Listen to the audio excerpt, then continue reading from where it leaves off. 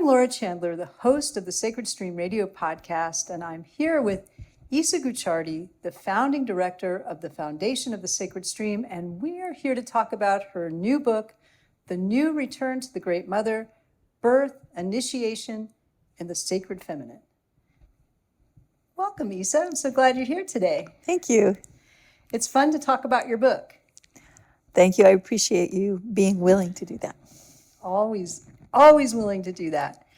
I just really wanted to start by reading just the opening chapter from the introduction, because it's very compelling. And it starts, "Open, open, open. This is the Clarion call of the midwife to the birthing mother, as she is encouraged to surrender to the new life moving through her. Childbirth is a sacred initiation that requires our full participation, mind, body, and spirit. We will meet ourselves completely, the parts we like and those we try to hide away in the shadows. But we are far from powerless in this process. In fact, there's a deep and unbroken source of power we can align with for support, the power of the Great Mother." That's beautiful. So can you tell me, what drew you to write the book? Well, this book comes very much out of my own experience. And I had, as I mentioned in the book, I had several different difficult births. And I found that during one birth in particular, I had this very powerful, visceral experience of the Great Mother that really sustained me and really helped me move through the birthing experience. And I felt that this power was something that needed to be articulated better for modern women. You know, in traditional settings and traditional cultures, the power of the Great Mother, the sacred feminine, the mother goddesses are very much part of the birthing experience. And it's much less the case now in modern times. And so I really felt like I wanted to help other women who might be having the same kinds of difficulties that I was having, or who might fear that they might have those same kinds of difficulties, to be able to step into a strong and powerful connection with this vital force, this vital sacred feminine force, to help them through their birthing. And, to establish that relationship beforehand, before you get into a hard time. And to know that that connection is there, should there be a hard time, I think would be something that is very important for women as they go into birthing. Because I think every birthing mother, every new, especially someone giving birth for the first time, you really don't know what to expect. And it's really nice to have some kind of strong interconnection with this field of nurturance and sustenance to get you through whatever you have to get through, because you never know what's going to happen when you're birthing, right? Now, you mentioned that you had difficult births. I had given 2 difficult births, and they were home births. And you talk about that a bit in the book, but you also talk about how you were drawn to bring this to people, particularly I know we've had conversations, particularly in the birthing community, doulas and midwives and doctors and nurses and people who are working in the field, as well as women who are giving birth or who just want to gain more information about connecting to this power and to initiation generally. Can you talk a little bit about those movements and the move towards, having more support in the birthing environment? Well, I mean, you bring up a really good point. The more people who are keyed into the power of the Great Mother in the birthing environment, the more they're able to support the birthing mother from that place. And also, the important thing to remember about this deep and vital power is that if it is something that everyone is tuned into, there are less likely to be kind of inappropriate power dynamics that often happen in the birthing environment, that happen in many human interactions. But when power dynamics that are designed to focus power outside of the realm of the mother and the child happen in the birthing environment, it can have very difficult consequences. And so to have all of the different players, the partners, the doctors, the midwives, the doulas, aligned with this understanding of this power and understanding that, you know, they themselves are supported in this way so that they can offer the best of themselves from this place of support and nurturance, then you have a really beautiful kind of in concert. You have like this beautiful concert of players that are working together with their own expertise within the context of this larger field of intelligence. And I'm just remembering specifically a conversation we had where you were saying, you know, I gave birth in the 80s, and there was this big movement, you know, towards, you know, having these more supported, non-medicalized births. Not that there's something wrong with giving birth in a hospital, but that there was more and more move towards, you know, having the woman be in an empowered place and giving birth. And you thought, oh, you went on with your life in the 80s and 90s, and you said you kind of got into the 2000s and you realized nothing much had changed, and that women were still kind of missing this, and that you found that the world of doulas and midwives also needed support, and that you were really, I just remember your passion in talking about, like, I have to get this book out because people really need this. They need this support and this help and this information, and there's a lot of information in the book. Right. Well, you know, I think that when you know, in my youth, I was, you know, much more of a, you know, sort of out on the street throwing stones kind of girl. Throwing stones at the tanks, right? You know, so, you know, and I just, you know, I mean, we were all kind of fighting. We were fighting at that time to try to bring essentially the feminine back into birthing. And to do that, we were trying to bring the birthing experience back into the home and into places where women felt comfortable, where they had, where people were adapting to them rather than them adapting to some externalized set of parameters that didn't always have that much to do with birthing, that had more to do with making sure that schedules with the hospital were going smoothly, or making sure that, you know, someone else's schedule was going to meet this schedule according to the time that the birth was going to be happening. You know, so it's that, you know, that takes a shift away from the natural process of birthing when you have interventions that cause a shift away from the natural process of birthing. And so, you know, we were fighting for this. And, you know, in the 70s and 80s, when I was part of this movement, you know, we were very, it was a very radical idea, much more than today. I mean, here in the Bay Area, the idea of a home birth is no longer that radical, but I think in other parts of the country, it's still quite radical.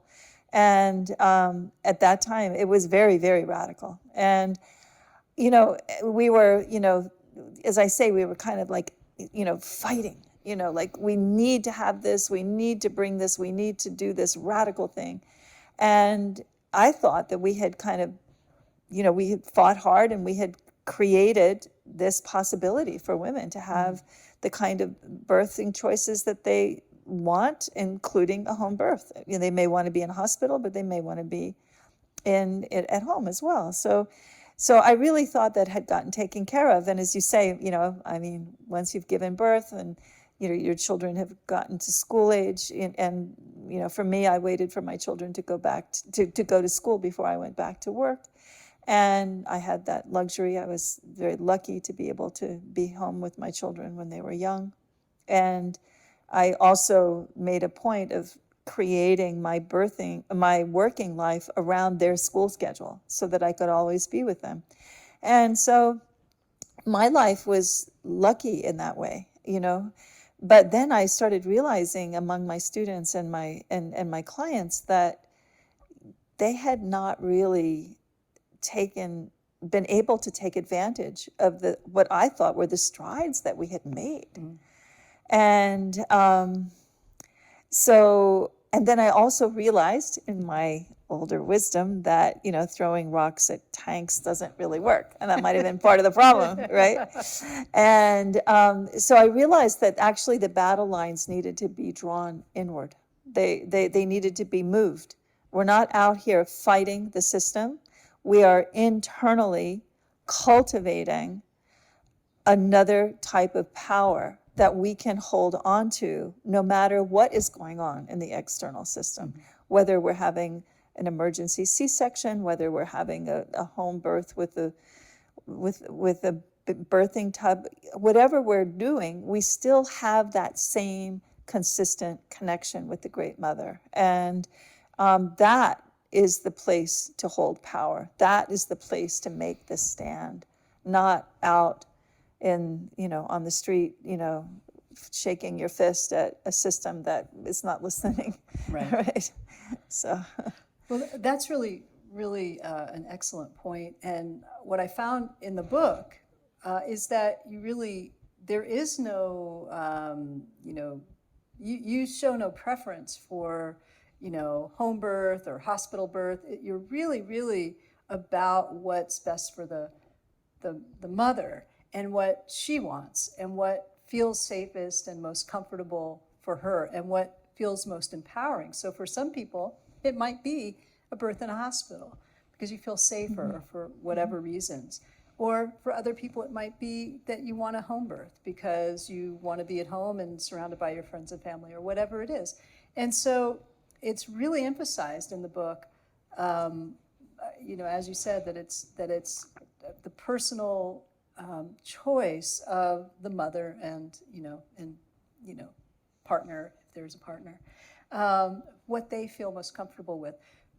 And the key is that aligning internally and being really in your power and comfortable and feeling that support coming through and being able to access that support coming through, which is really clear in the book. And actually being able to know what choice you want. I think for a lot of people, it's hard to know what they want. And that's the reason that I issued this book, because in the first book, it was really about connecting with the Great Mother. And then I realized there's a lot more information that people need in order to know themselves, to know their own bodies, to understand the power, the creative power that their bodies has been guiding them with their whole lives. And a lot of times what happens is that women get into the birthing environment and they haven't really understood the power of their bodies in the way that becomes very, very evident in the birthing process. And if you can have this education about your body and about what your body is showing you throughout your lifetime, then when you get into the birthing environment, it doesn't seem so separate from everything else. And that's why I added the information about the initiations that a woman's biology brings her through, as her biology brings her through from one transition to another transition, from being born, being a water being and coming in to the world in the air and being independent, and then puberty, where as she leaves childhood behind and steps into adulthood, and then the initiation of every menstruation, every menses is showing her this tremendous creative power that aligns her with the moon, with the earth, and that is very much a part of her psyche. And then, of course, the sexual encounter with the other is another major transition as one moves from being held within a individualized way of being into being in union with another. And then, of course, the initiation of childbirth, which is all about extending that experience of the other even more fully to include the needs of another being as being more primary than one's own needs, or hopefully not more primary, but as primary. I think many of us as mothers tend to sacrifice a little bit too much. Right. Then, of course, moving into menopause and then moving into our own deaths. And all of these are moments in our biological experience that open doors of spiritual understanding. And if you can put birthing within that context, then you're much better prepared to know what you want and to know what you need. And that's why I really wanted to expand the book to include that information. So, I think the initiations portion is invaluable. There's some that there are some great stories in there, and it's expanded in a number of ways. But just speaking about initiations for a moment, I think this book is really helpful to anyone, especially women, but not just someone who's thinking of giving birth or who has given birth. It's for any woman who wants a little more insight, who wants to connect with this sacred feminine and wants more insight. But it's not only for women. It's for men who want to learn more about the sacred feminine. And I think it would speak to them in different ways as well, and non-binary folks and trans folks. I think everyone can find something in this by accessing the sacred feminine, understanding that there's a sacred masculine and that there's sacred everything in between. And also, but you're bringing into balance the sacred feminine back into the world where it's been out of balance, and you talk about that in the book. But the initiations portion is really helpful. I think it's really going to help a lot of people just to think about different parts of their life that are initiatory. And this is common to so many cultures, traditional cultures and shamanic cultures and older cultures, but that we've lost touch with. As you mentioned, death, puberty, your own birth. If you're a man or a partner of someone, even though you haven't given birth, the birth of your child, a child that you're participating in bringing up. It's just it's so rich. Right. I mean, I think that, people tend to be alienated from their bodies in this culture because of the way in which the culture objectifies people's bodies and the I think over sexualization of the body as this sort of object of sexuality, rather than just understanding the body in all of its forms, in all of its functions, in all of its ways of being. And of course we have all of these stereotypes of body types, this is a good body type, this is a bad body type kind of thing. And so many people are at war with their bodies because they are not fitting into their idea of what their body should be.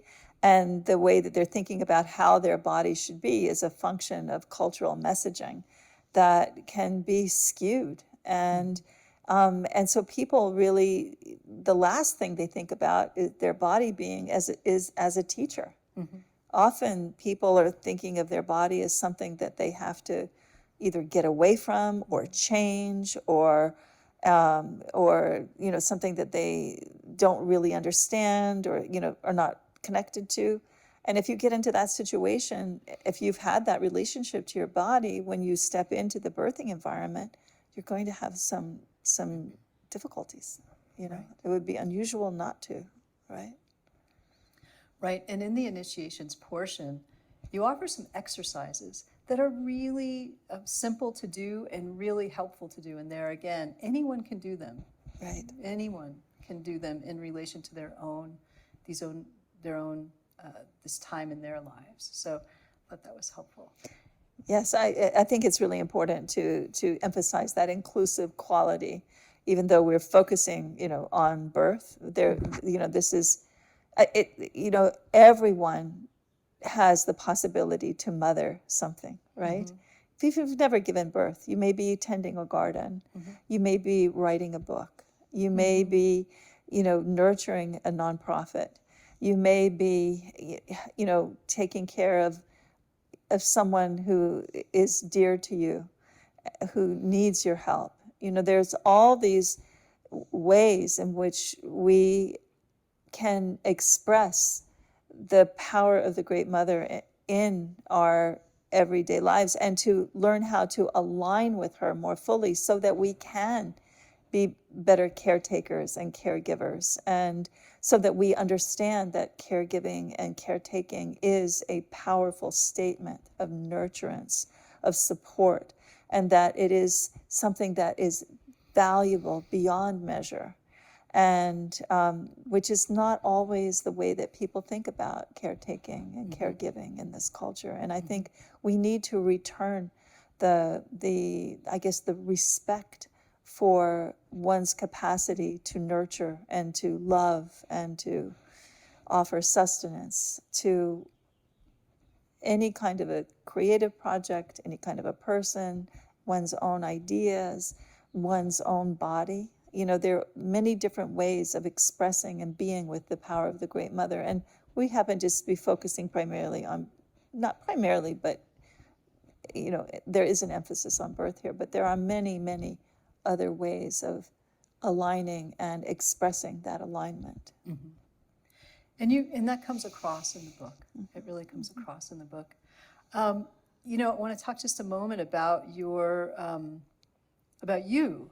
And I know she doesn't like to talk about herself, but in context to the book, you've lived in 11 countries. You speak 6 languages. Probably words in every language, from what I can tell. And you have a background in linguistic anthropology. You have a background in comparative religion and in a PhD in psychology. And you were a translator. You ran a translation company for a number of years. And there are things in this book, and I've known you a long time, and there are stories in this book that I had not heard before that are absolutely, just beautiful and so illustrative of the need for connecting to the divine feminine in this way. And you talk about you've worked as a translator helping women from different cultures, and you were a medical translator for a while. So can you tell maybe one of those stories? Sure. If you want to read it, or if you want to just sure, I could tell you. paraphrase. It's so funny that you're saying that because I have so many stories that I never tell. Yeah. I think because I've been doing counseling now for 25 years. I know so many stories. I know so many people's experience, and I can't say a word about it. Right? Well, we're talking about your stories. Translating for, but those are those people's stories too, right? Yeah. They aren't just my stories; they're other people's stories. I see. So right.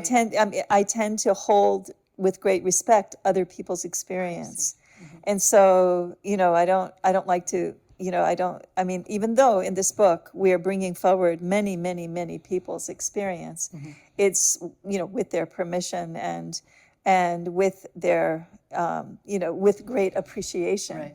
Right. And so, I've always felt as an interpreter, that I had a sacred task to truly convey in as clear a way as I could another person's experience to someone who would not be able to understand it otherwise. And I think that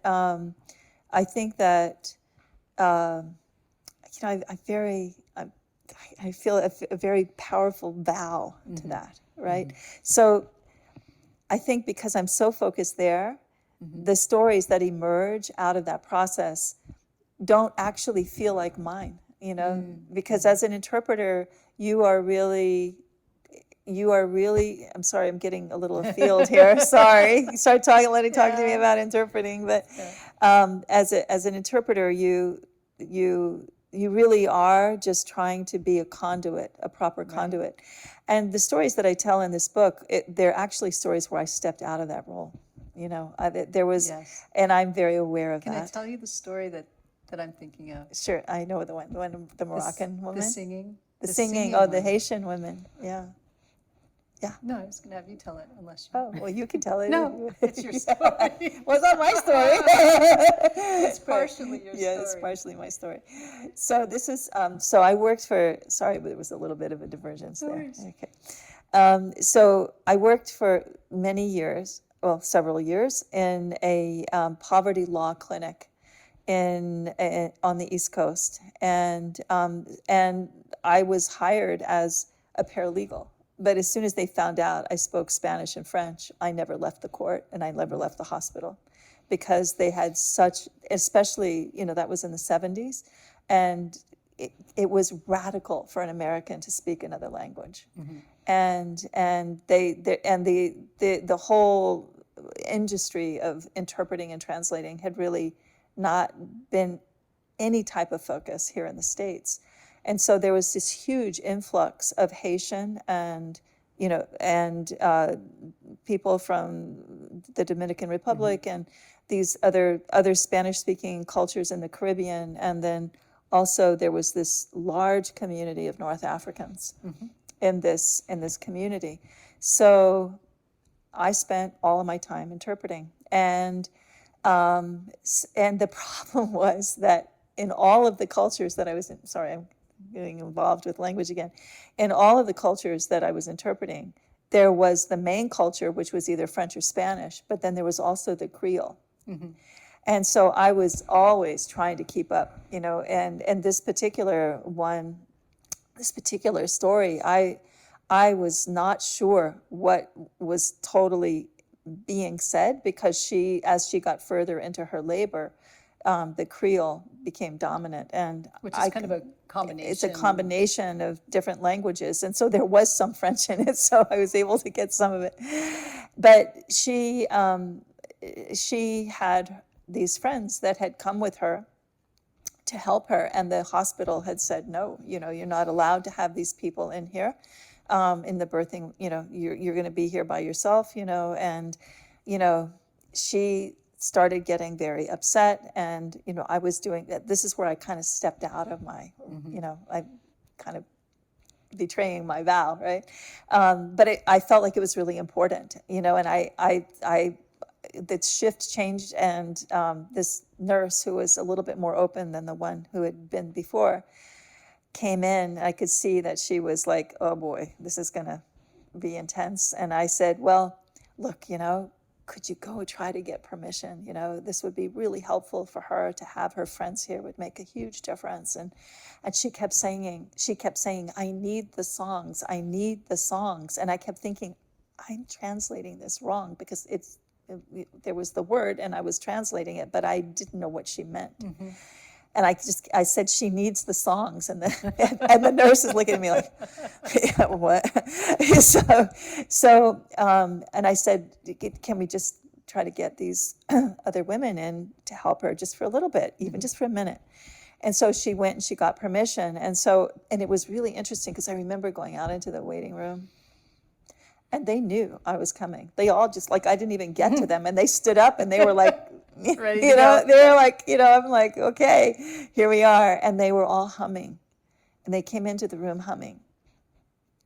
And it was a pretty magical thing that she immediately relaxed. She had been just like on tenterhooks. She'd been just like unable to relax, unable to progress. She was just like really just like her nerve endings were just on fire.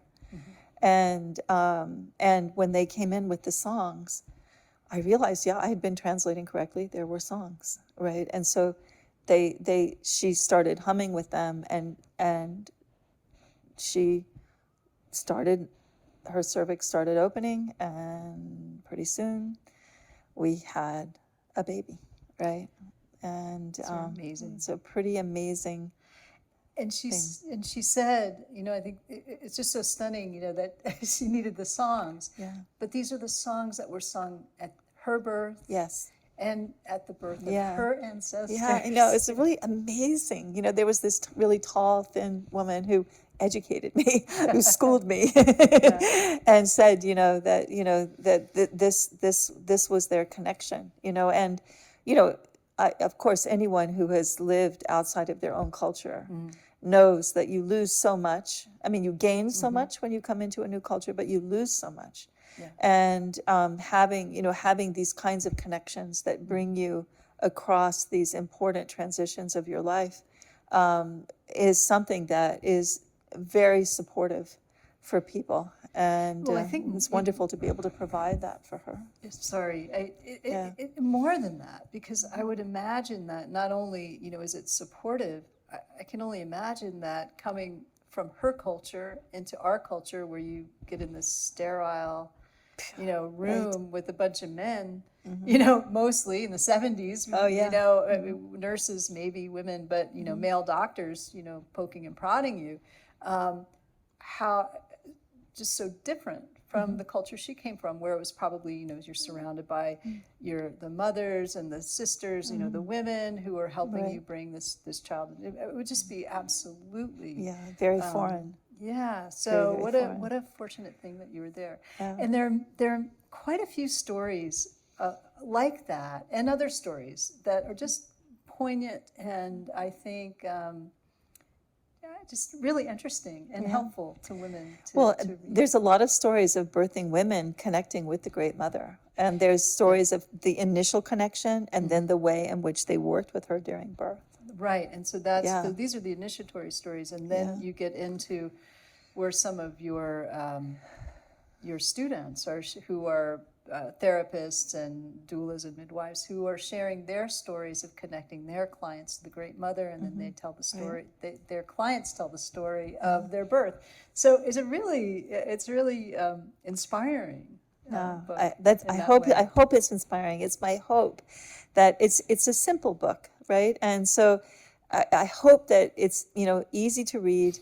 And it is inspiring to women to realize that they can give birth in a new way, and they can know what their choices are, and that they can hold on to their power no matter what's happening, and that they can have this connection with the Great Mother that can guide them throughout their life, and throughout all of the other changes that their bodies bring them through. And what I like about those stories of the mothers, the women who are connecting with the Great Mother, and the stories of their births and where this is happening and their experience of it, which is quite visceral and quite extraordinary in some cases, many cases, is that there's a spectrum of experience from, I think there's, emergency C-section, someone whose water broke, I think at 26 weeks, some insane early time, time, and had to be in the hospital for over 2 months, and to home births, to like giving birth on the Bay Bridge, right? So every woman can find themselves in those stories, because it's not limited to any one place or time, but all show how to draw on the power of the divine feminine, of the sacred feminine, and also which is your own power. And I think that is what the book illustrates too. It's your birthright, whether you've lost it or not. Right, you're connected. Yes, connecting deeply into through yourself. So it's really, really wonderful. Now you this book is really a companion to several of your training programs, some of your classes. Do you want to talk a little bit about that? This book actually emerged out of my classes. Yes. Yeah, and I started teaching classes on the Great Mother, and the first class I taught actually was tracking spirit in the birth environment, because it was my older self's way of confronting the issue of the lack of empowerment of women in the birthing environment. And so it's really about how to help maintain the birthing environment, how to work with the Great Mother in an active way, how to keep the field clear of opportunistic influences that might drain the mother's power. And so that was the first class. And then the second class I taught, that I started teaching in this vein, was the initiations of the sacred feminine.